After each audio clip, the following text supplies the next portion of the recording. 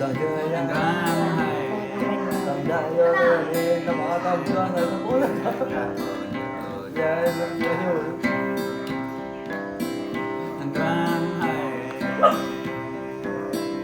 Giờ thì xem tôi ra ấy.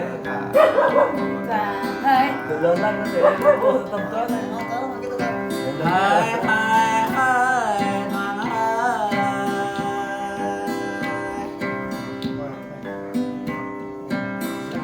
Yang thao men ghét nai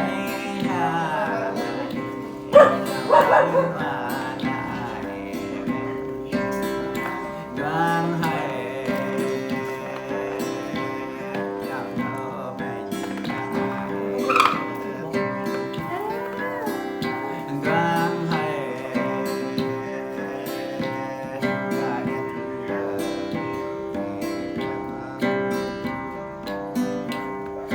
hai hai hai đang hai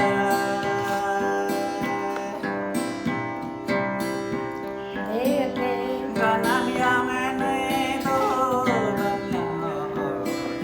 gan yang em ấy mà vừa đào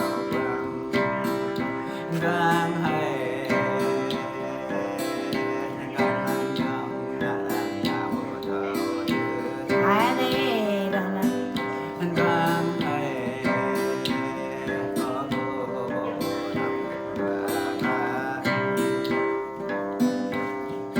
hai hai hai đang hai gan ăn yang là đi đời làm đi tầm vậy gan hay yang tầm bỏ đây gan hay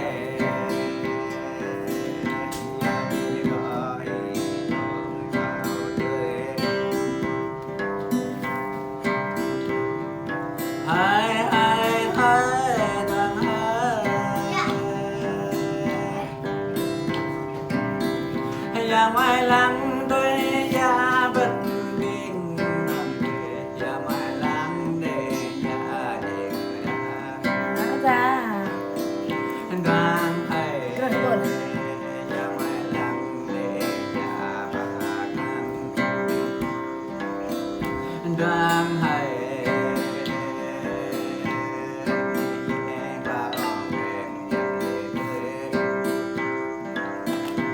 gan hay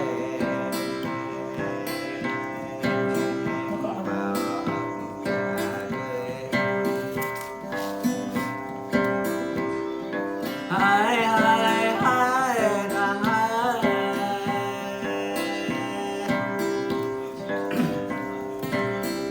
đất yang này nhỏ tay và bè để chơi đất yang này nhỏ yang để bà đi gan hay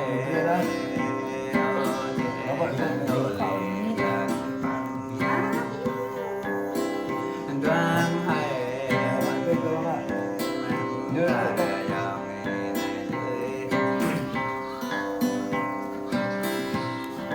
hai hai hai đang hai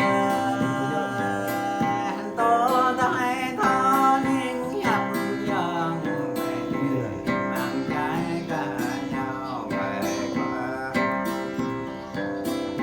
gan hay mang trái cả mà về bông gan hay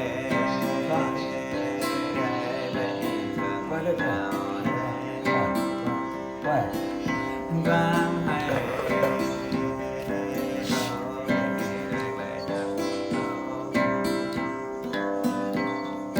hai hai hai đang hai